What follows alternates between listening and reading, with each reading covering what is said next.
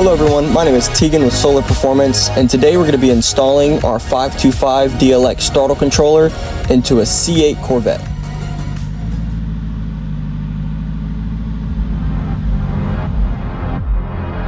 Now opening the box, you've got your throttle controller display unit, the throttle controller assembly unit itself, 2 zip ties, and the throttle controller instructions. Grabbing the control unit itself, you've got your male and female connectors. Pull on the red tab to release.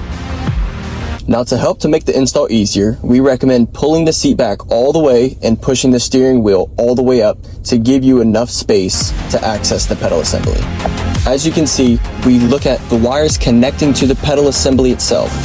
We recommend just going back and reaching, and you can feel the tab on the connector itself. You want to pull that back, squeeze, and release the connector itself. There's that red tab, as you can see. Now you're going to bring your controller unit down to the pedal assembly. You're going to grab your male unit and you're going to insert that into the female unit that was existing into the pedal assembly. Once you have that connected, push in the red tab and the unit is successfully plugged in. Now you're going to take the female unit on the controller itself and plug that into the pedal assembly. Once that is done, push in the red tab to lock the connector in place onto the pedal assembly. As you can see in the video, we decided to not use the 2 zip ties provided and instead push the control unit as far back to the carpet as much as we can. Also, bring back the cables and you can tuck those behind the carpet, allowing the controller to sit flushly back against the carpet. We are going to route the wires. What we recommend is tucking the wires back and then giving you enough space to put the cable into the respective spot. As you can see, this is where we're going to put our display unit for the controller itself. Grab your display unit.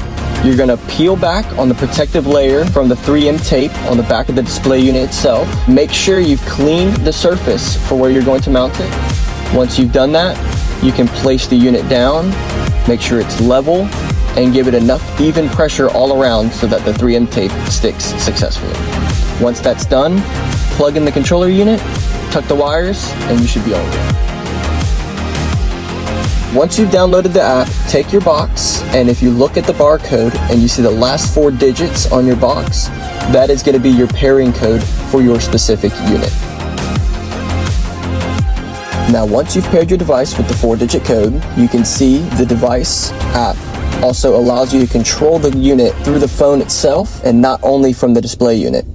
Each input put on the phone goes straight to the controller unit itself on its display. That allows you to change each mode and the levels within each mode itself.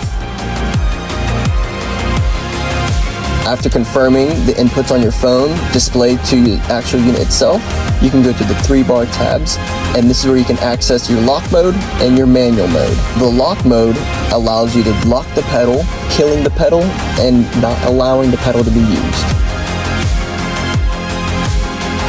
Once everything is done and you've checked through the device and it's working correctly, you can now start the car. If any check engine lights appear, unplug the unit, disconnect the battery, let the car sit for 10 minutes, and then try the process again, and then plug the battery right back in. If you have any questions or concerns, please feel free to reach out to our socials or go to our email linked in the bio below. Click the link below to get your 525 DLX Throttle Controller today.